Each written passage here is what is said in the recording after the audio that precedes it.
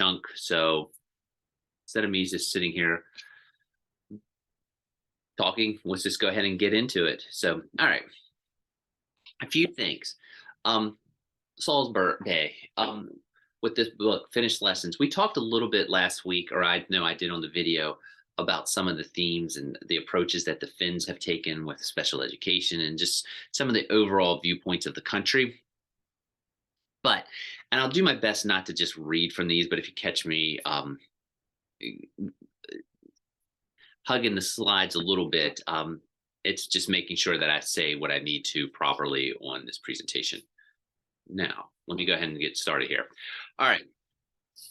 The initial part, some of the themes that were actually in the book, he highlights it, but there's been a lot of reform in Finland, especially that a reform was taking place in the 70s and the 80s. And as it's stated in the book, structure, especially in Finland, structure should provide better and more access to education for all, which I think is a big theme of this class. And again, I'll say that structure should provide better and more access to education for all. I think that was also a big common theme of the Flat World Education book. Curriculum should focus on individuals and holistic learning. And teacher education should be modernized to make sure that the first two goals are realized. And I've mentioned this earlier in the class, but that is something I know the state of West Virginia is starting to look at because we're moving to a year-long residency model. And I know a lot of other states such as Maryland and Virginia are also doing that. At least some universities, and the state of West Virginia is being mandated. And I mentioned that, I think, a few weeks ago. So that's some of the early stuff that he's kind of highlighting. And I talked about that last week, so I don't want to get too bogged down. A few things with Finland also. They have succeeded in a lot of aspects of education. And as Salzburg is starting to talk about in the book, though, they're starting to kind of leak oil in a little bit of spots. Nothing major, but it's just been noticeable. But anyway, Finnish students usually consistently finish higher on international tests than other countries. And there's been a big push to see why that is so. How does this little country that did all these reforms in the 70s and in the post-World War II, Cold War era, all of a sudden just kind of fly high in both reading and math tests and knowledge and things like that. Again, something we mentioned last week. Well, the how did they do this? A lot of it, and again, this is where it connects to this class. There was a huge focus, and there still is a huge focus on the equity or equality of education for all. They also, as we mentioned last week, they have they view special education as something where they don't even use that term. They try to make sure that each student, I guess the easiest way to say it, and I want to make sure I say this without rushing, they look at education as almost it's an individualistic type thing. Like they try to treat each student as an individual. And I'm not saying that we don't try to do that as teachers here, but I think it's a philosophy from the top all the way down in Finland. And that's something where students aren't just like they're not worried just about numbers and things like that. So, that's something, but it's the equality or the equality of all education and making sure everyone has a chance. And, this is a very famous, you'll see these memes and I shouldn't say meme, but images on the internet as far as how they balance. And as you can see, bringing everyone up to be equal. Also, he talks about this, but how schools are funded. Finland does have a higher tax rate than we have here in the United States. And a lot of that is, put towards a lot of public service type things. And actually, to kind of tie that connection back to Flat World Education, if you remember, she talked a lot about like how healthcare, childcare, things like that were all connected to the success of schools. That's something Finland does, where these numbers, I might be a little off. This was the last time I kind of had looked at these, but like in the United States, where we might take 40% of our or 30% of our pay may go towards taxes of some sort. In Finland, it could be between 60 and 70%, which is a very high rate, but you have healthcare, you have university or post-secondary education is taken care of. Goes towards schools, things like that. And actually, if you remember, it's not even sometimes that they have the funds, it's how they spend the funds. So it's the way schools are funded. So how they apply it, it might be towards more individual type need type things and such. So I think if you were going to take anything, since we talked about special education last week, it's the quality of education, making sure all students are having equal access to things, and way schools are funded. And again, if you think about it, I think that is a goal we have in the United States. It's the whole point of Brown versus Board of Education, which we talked about, I think, way back in like week 2, and got away from that the concept of Plessy versus Ferguson and the separate but equal. There's no such thing. There's equality or there's not equality. We talked a little bit about it with the Little Rock High School, where it's no longer segregated, but is there issues related to socioeconomic type things and such. So again, Finland has addresses those problems. I'm not saying they're perfect. No place is perfect, but it is something they recognize. And what's the saying? Sometimes to admit that you have a problem, or sometimes to know that you have to have a problem, you have to admit that you have a problem. I'm butchering that, but I think you'll get the point. All right. Again, less is more is another thing that Finland kind of approaches. Teach less, learn more. That's a very Piaget, Dewey. I have Dewey kind of mentioned at the very end, but I'm sure hopefully everyone's related to like experience and education and Dewey's work about, basically learning through doing and such. Test less, learn more. Test less, learn more. Again, the book kind of gets into the concept where in Finland, they talk about standardized testing. It's the tail wagging the dog, so to speak, where everyone's chasing those test scores and they're teaching to the test. If you know a test is coming, I think naturally you have to make sure that your students know those concepts because test is coming. And sometimes it's the old saying, the tail wagging the dog. If you watched the video last week, the Michael Moore one that was up, the 10-minute video, the one teacher, actually, I think 2 teachers actually mentioned, get rid of the standardized test. They said it limits what you can do in the classroom. And again, this teach and learn more, it's more about the experience and having students do more hands-on things. Getting outside, if you're doing a science lesson, be outside. Also, I think it says on here, teach less, learn more. But I also think you can think about it this way. Teachers having more flexibility and an ability to let students do things and experience things and not just have rote memorization and things like that. Also, Finland, and actually this book, this was something that was a big change from the first 2 editions to the 3rd edition. Finland's population is growing. I know I did. I put the population breakdowns up. It's still not it's not a population that's as diverse as the United States, but it is something that's growing. And actually, again, if you watch the video, they talked about how there's not a whole lot of private schools because a lot of Finnish people feel like they don't need them because the public schools are so strong. There's no class breakdown, so to speak. So again, through diversity. And like I say, diversity isn't just, it encompasses a lot of things, and a lot of it might be socioeconomic. Teachers, as far as the teachers go there, again, it's seen as a very professional form of employment. Not that it's not here, but we talked about it. The way teachers are perceived is a lot different. I'm looking at myself on the camera, make sure I have this up, where in Finland, I think the public perception of teachers are here.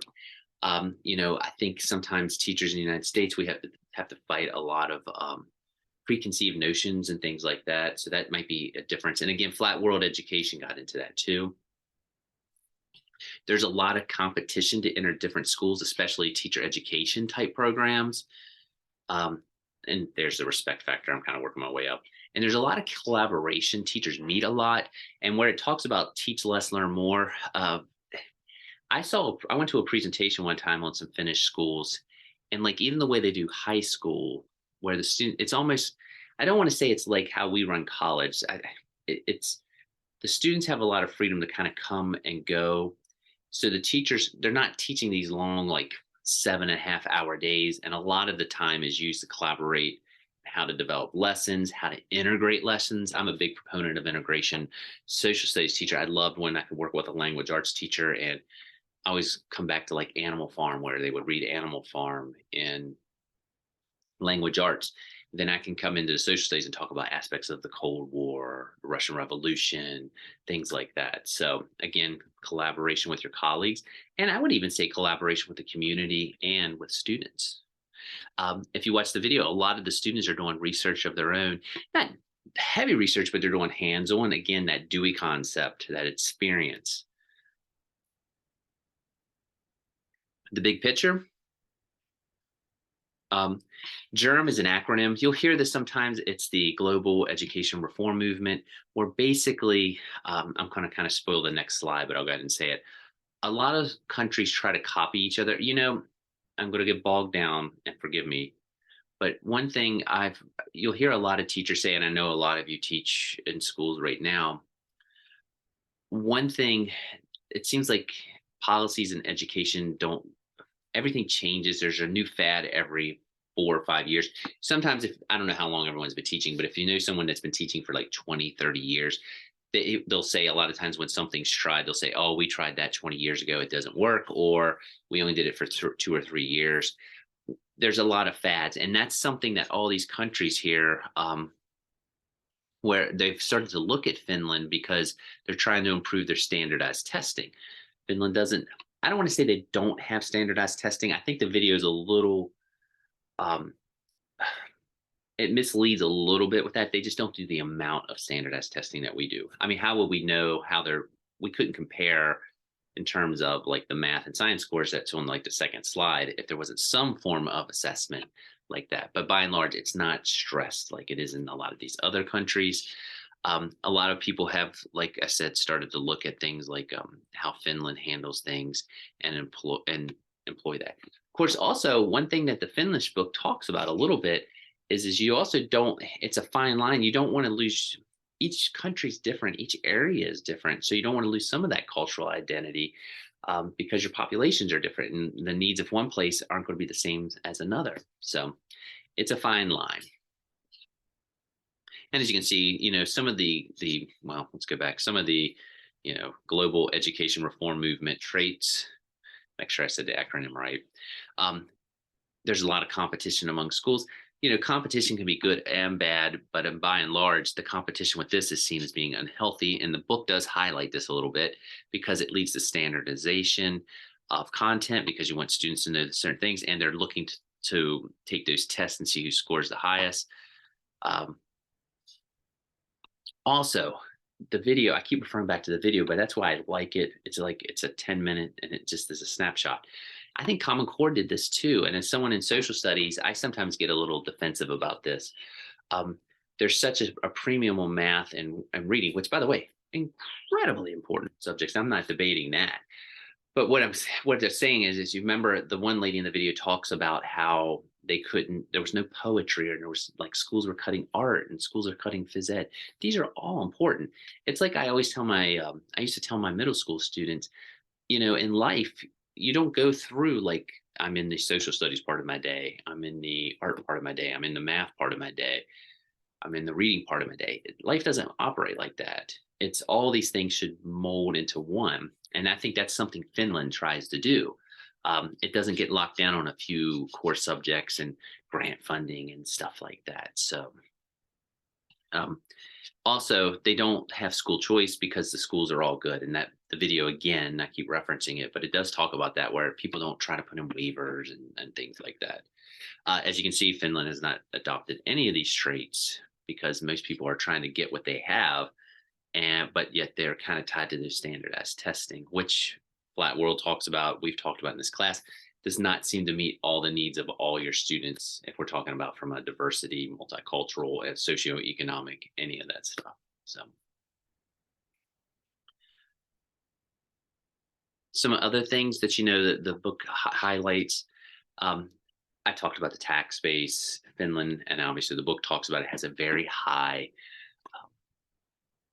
tax rate, but they get certain things out of it that Flat World Education mentions that are beneficial to students. There's not a lot of income inequality. They have a vision, they have a goal. I'm a big proponent of that. Sometimes I think I mentioned it a little while ago. We start things in education, and when they don't immediately work within a few years, we're quick to bash, we're quick to bail. Sometimes you have to, you got to play the end game, so to speak. and have a long-term vision. I think Finland had that when they kind of committed to a lot of these changes in the late 70s, early 80s. Also, highly educated labor force and broad participation in education at all levels. That's a very important one. And I mentioned this last week, but just to kind of reiterate it again, one thing that Finland does is I don't think they have the, I mentioned teaching is held in very high regard, and it is in there. And of course, lawyers, doctors. I think we talked about a little bit about the rates of acceptance into these schools, but still, all forms of employment require a high level of education. Like if you're going to be a mechanic, you're going to be the best darn mechanic that you can be, and it's still held in high regard. So, um, I mean, and I don't know if we always do that here in the United States, but I can't. I can change my oil, oil. I can change my oil, and I can change my tire. I can change my spark plugs. After that, I don't. That's not my strengths, and I respect people that can do that. So again, there's a lot of aspects to the Finnish society that just are different than some of these other countries that I was talking about under the GERM acronym. Again, I mentioned John Dewey, the philosophy of education, that experience in education. I should have brought, I think it's in my office, and I'm work office. But if you've ever read that a lot of times it's that little book. It's about the experience of doing things hands-on, figuring things out. Again, Piaget, social cognitive type stuff. You learn more by doing. Teach less, learn more. There's a lot of cooperative learning, working together, because it's how life a lot of times is. I'm glad that this was put on here because I keep meaning to talk about it. And we might have gotten into it a little more, but I kind of think most people are familiar with it. But if you notice, the foreword and the book was actually by a gentleman by the name of Howard Gardner. He is I guess we'll call him the creator. He's definitely the man most associated with the concept of multiple intelligence, where we all kind of learn different ways. It's not that you're locked into one way. So some of us may learn through movement more. Some of us might be more linguistic. Some of us might be more, might learn more analytical. There's 9. Well, it's went from 8. Oh, naturalistic. That's another one. But you kind of go, oh, interpersonal. God, they're all going in my head now. But there was 8. I think there's 9 now. Multiple intelligence that he's identified, and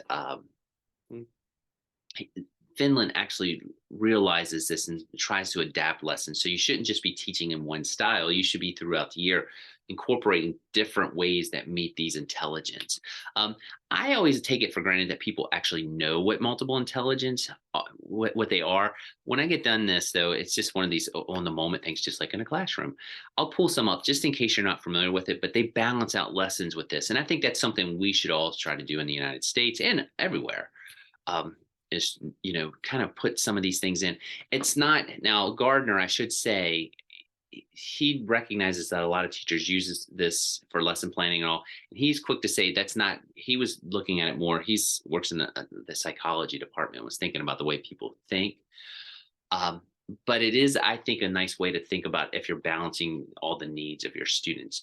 And again, I don't think people learn just one way. There's so many of them. You might learn something better one way. Like you might be a visual learner, and you might learn in social studies, like maps always help me in political cartoons. But then also I might be a little more analytical the way I take my notes. So, there's those things. Music is another one. So there's also peer coaching. That's another thing that kind of gets into it, mentoring of young teachers. That's a big one in Finland, and I think that's a very important one. That's something I see sometimes with student teachers, even where I think our cooperating teachers are wonderful and they do an awesome job. Sometimes, though, new teachers are lost in the shuffle once they come in, and hopefully everyone here had a great mentor teacher, but that's not always the case. And sometimes that's the case because teachers here are very overworked. They have to be in multiple places. They're covering other classes. So the mentoring is something that kind of falls by the wayside. There's no one to blame for it. It's just the way the schools are set up. And in Finland, it is, though, that's something that they stress. So just a few things with Finland too, the current state, and Solvay talks about it a little bit. Um, he does think that Finland's getting a little stagnant and I think complacent because they've been seen as this for so long, and everyone's coming to them, everyone's researching their stuff, trying to copy their stuff. He thinks that they need to start maybe being a little more innovative and trying new things. He highlights a lot of this in the book, but just especially after the pandemic, how they've suffered um, in trying to adapt to some things in the way maybe students are thinking post pandemic.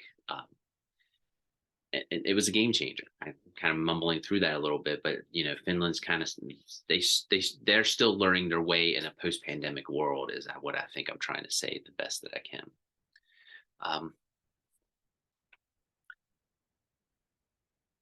Couple other things, and we're going to do this here in a second. He said they should reconsider policies that advocate choice, competition, and privatization. Reconsider policies that advocate choice, competition, and privatization. He's not pro any of those things. He's also said, you need to consider teaching policies. Government pays for a master's degree. Everyone in here is in a master's program. A lot of times I've heard different things, so I don't want to speak for any school districts. When I first started, that was a pretty regular thing where counties would help pay for your master's or would pay for your master's, or God forbid, they would actually have the professors come to schools and actually teach the classes there for cohorts and things like that. And also, it's very important to get teachers seen, in the public sense up here. But, those are two things right there that he considers will help, like in the United States, and something that Finland needs to keep pushing. These policies on choice, competition, privatization. It's sometimes schools are battling each other and trying to beat each other. It's back like a couple slides ago where the competition, there's good competition, there's bad competition, and he sees this somewhat. It creates competition, which isn't always beneficial to students. Again, teaching profession, and I kind of highlighted this when I was talking about the cultural aspects, where you got to have a balance between natural traditions and foreign influence. You don't want to go all in on one or the other. You got it. There's good change and there's bad change. There's things that you sometimes have to look like, man, we've got to try to balance out our schools. Our schools need to be more diverse. There needs to be more social, economic balance within our schools. Things like that. But again, I taught in West Virginia. I am assuming a lot of people in this class teach in West Virginia. If you go throughout the state, there's a lot of different cultural identity in those states.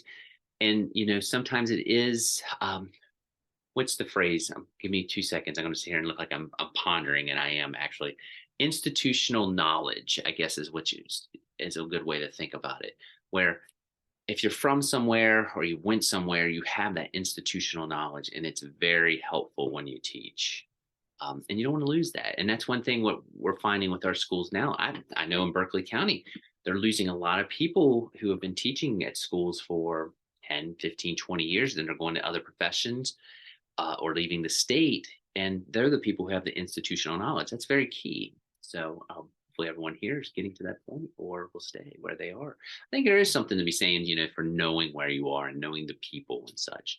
So those are some things that he recommends. And is that my last one? That is it. I know that's a very quick summary, but I wanted to make sure to kind of get through what I kind of took from it. Now, before I do this, since I mentioned it, let me see if I can get out of this. Sometimes my home Mac gets a little weird. I do want to pull up, sorry, I had the academic calendar to make sure we were all on the same page. Partner multiple intelligence. Let's see if I'm smart enough to pull this up. You know what? I may just actually pull the images up. I kind of took it for granted that maybe everyone, I'm going to go right to Wikipedia, but that's all right. The image is probably right what I need. I kind of take it for granted that people know this. It was a big, big thing in the early 2000s. but this is kind of what Gardner's talking about. He does the foreword. I would say if you're not familiar with it, I definitely have materials if you ever want to get more stuff on it. But he's very commonly cited and such. But that musical intelligence, spatial, and what they're talking about in the book, what Saul Bay is talking about, is making sure your lessons are balanced and have some of this in it. It's just good teaching practices that we all learn different ways, and you want to make sure throughout the year. It's not saying every lesson has to have all of this stuff in it. That would probably be a pretty jam-packed lesson. But you want to meet those needs. You want to balance it out for all your students. So, and as you can see, nature smart, logic smart, word smart, people smart, music, picture, and there's the fancy words for you: intrapersonal, interpersonal, bodily, music, visual, naturalistic, logical. I think I was nailing most of them while we were going through from my brain. All right. Now, with that being said, I want to jump back here. Don't forget, I'm going to jump back to last week. Don't forget that the action plan is due, and there's the outline. Also, Wakelets, I think I put the comment out. They were spot on. I actually really enjoyed looking at the articles and reading what everyone had.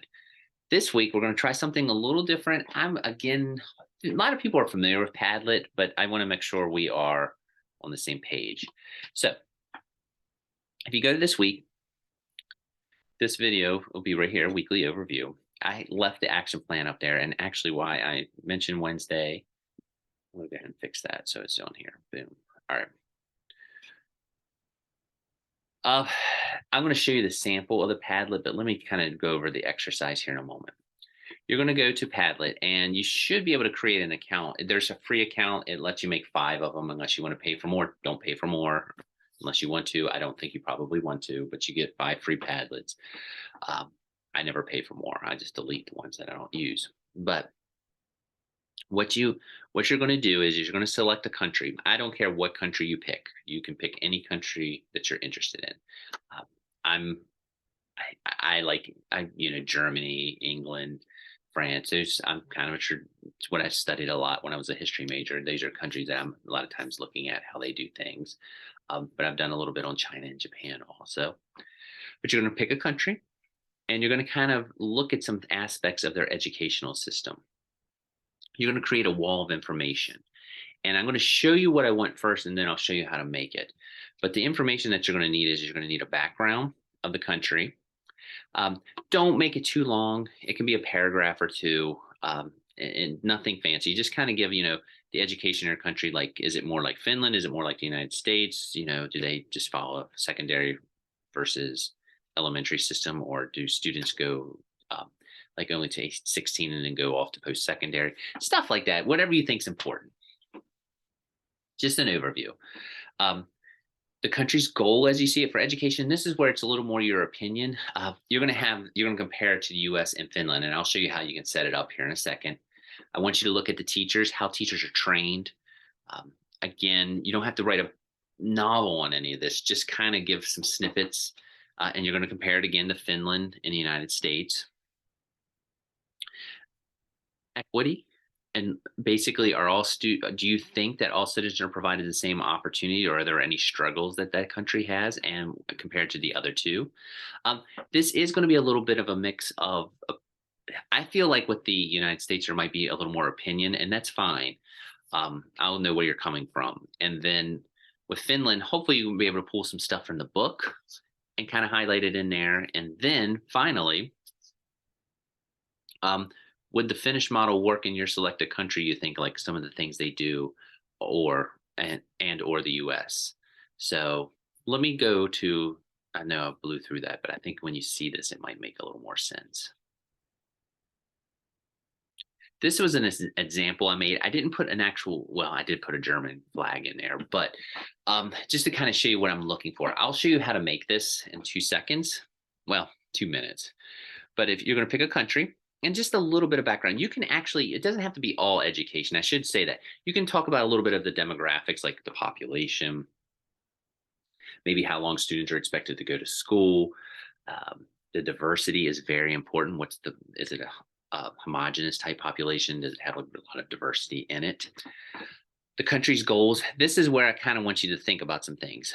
You want to have the United States, Finland, and your country, and we're just going to do a little comparison. In 1 to 2 sentences, state what you think the U.S.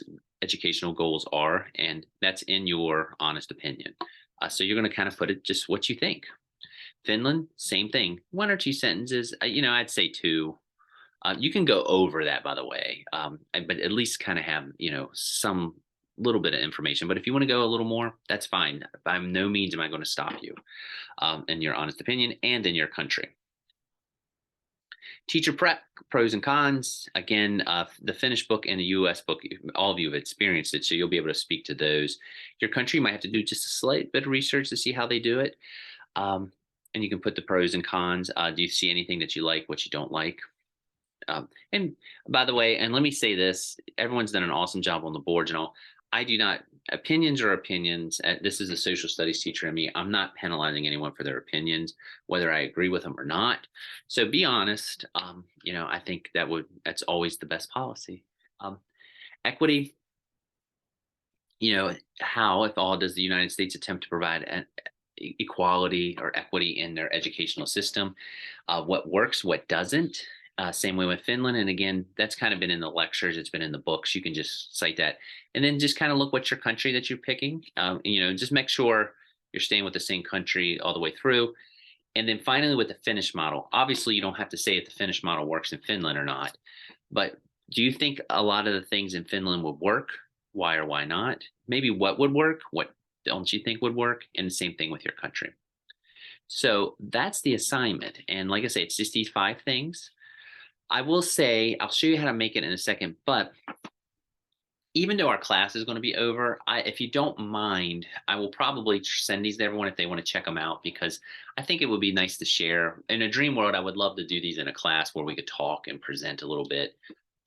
And I guess I could have had you record, but I think if I just share them, I think it would be I think everyone will get what they need out of it. So with that being said, I'm going to take a quick drink here. And let me show you actually how to make a Padlet in case you haven't. I'm going to log out. All right. Did I log out? Thought I did. Uh-oh. Oh, it keeps clocking me out. Why don't we just do this?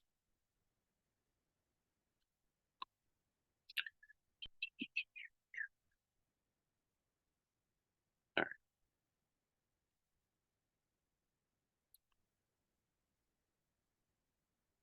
Do you see all those goofy Google accounts? That's crazy. Some are mine, some are my son's.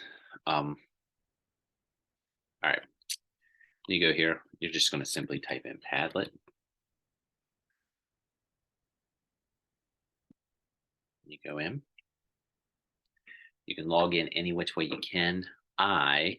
Most of you have probably did this with Wakelet, so I'm going to assume that you're going to probably do the same thing. If you have a Google account, all you have to do is hit that.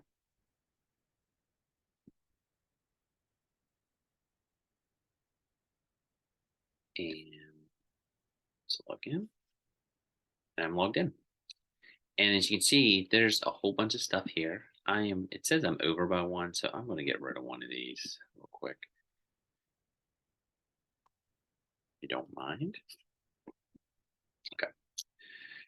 Well, if you see here, it says join a Padlet, make a Padlet. You can actually join them and comment. It's a pretty neat little idea sharing tool, but we'll save that for Ed Tech on another day. You're gonna hit make Padlet. There's different ones you can do. I did a wall. I'm totally fine if you want to do wall. If you want to get creative, you are welcome to check some of these other ones out. There's a timeline, there's a map. If you want to do something with your country and go around, I am totally fine with the traditional wall though. And when you go here, you can see you're going to set it up. You'll just hit, I'm going to put test here. Test Padlet.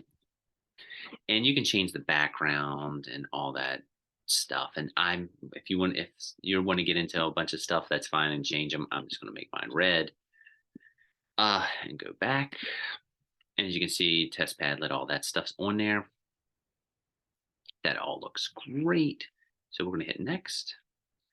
All right, and then I'm going to start posting, and you see that comes up with this little tool. Got all this stuff on there. Put that right now. All right. When you want to add something to Padlet, you're just going to hit this plus, and I'm just going to say my country. And actually, if you want, you can hit and do images. That's what I did. I think it makes it more interesting. So let's say we're going to do, let's do something unique. Let's do Egypt. And of course, you can see there's GIFs and YouTubes and everything else, but we'll just do Egypt. Boom. And that little template that I had on my Padlet and then the breakdown, you just would do, background and background. You're going to publish it, and it's there. Boom. And then you can edit if you need to right there. I'll talk about it, but you'll type your info and it'll all show up there. When you do your second one, you'll do, let's go, I'll cheat a little bit here. What did I have for the Padlet second one? Sorry, it's been a long evening. Oh, country's goals. So we'll just cheat a little bit here and type country's goals. Okay, that's not cheating. And I'll do another image. Let's do a GIF. And by the way, if you like GIFs, go for it. Let's say goals. And let's hit enter. And I'm putting that on there. And, I'll just put a little whatever and you publish. That's all you have to do. Now, if you want them in order, it's pretty simple. You just slide them like that. See, it puts it in there. If you want to do them like go one right across, as long as I see what I need to, I'm fine. I mean, but if you'd like to put them right in order, that's all you need to do. As you can see, you just slide, boom, boom. And when you have all 5 on there, they'll just do that. Of course, that one jumped back in there. Okay. That's it. That's all you have to do for the Padlet. Now, but you're saying, I have to turn this in. You do. That's pretty simple. You just hit that. You can either do it as a QR code and submit it, or you can copy the link. Again, I think I mentioned this. Everyone rocked it with the Wakelet because it's a similar thing. You might have to put the link on a Word document, but after you do that, you just save the Word document and you submit it on Brightspace. I'll check all these out. Here's the important thing though, because I have to have grades in on Monday morning, I will ask, what is tomorrow is, I'm sorry, I'm operating a little bit funky here. Tomorrow's the 19th, so that'd be the 26th. I do probably need these in no later than 3 o'clock on Sunday. I'll put this in the notes when I post, but 3 o'clock on Sunday, the 26th, so I have time to grade them. I will send these out. I think it'd be great if everyone could see them. Again, the information in here, I would say when you're doing the country ones, a couple sentences for each one with what you're trying to do should be fine. Pick a country that you're interested in. Like I say, it doesn't have to be, I'm open to whatever you want to look at. If you want to look at Liechtenstein, go for it. If you want to look at Costa Rica, go for it. If you want to look at Argentina, go for it. If you want to look at Croatia, go for it. If you want to look at Scotland, go for it. But that's all you need to do. And like I say, you just copy or you get the QR code. Either one will work. If you do the QR code, all I have to do is scan it with my phone or my iPad. It'll pull it right up. I'll check the Padlets out. But, that should do it, I think. Let me go back. I'm going to go ahead and get out of here. That's all. And if you have problems with the Padlet, as always, you're all welcome to contact me anytime. I think I got back to anyone that had questions about the action plan. But I think that should do it. I'm sorry if that presentation I was trying to talk about it, but not, go too long. That's it. I hope everyone got something out of the class. I know, again, it's a short class, and I always worry sometimes when we're asynchronous, it's just a little different. It's not that it's bad, different. It's just different. And I just, hopefully if anyone can take something out, whether it's something with policy, something from Flat World Education, something from Finland, something from a video, something that I mumbled through on one of these videos, if it's the Wakelet, if it's the Padlet, if you could take something away, I will consider it a win. I hope it will help you in the future. And as always, if anyone has any questions about anything, you are welcome to contact me at any time. It has been a blast. I like recording these things, though. Maybe it's because I like to hear myself talk. I don't know. But long story short, I hope everyone has had a good first half of the semester. Good luck with your second half. And I hope it goes. I have no doubts. All the work that's been in this class has been top notch, and I'm sure everyone will knock it through the park on the second part. So, with that being said, I'm going to stop my share here and say thank you all very much. And I hope you do have a good weekend, good week, survive midterm week, and good luck with the rest of the semester. Bye.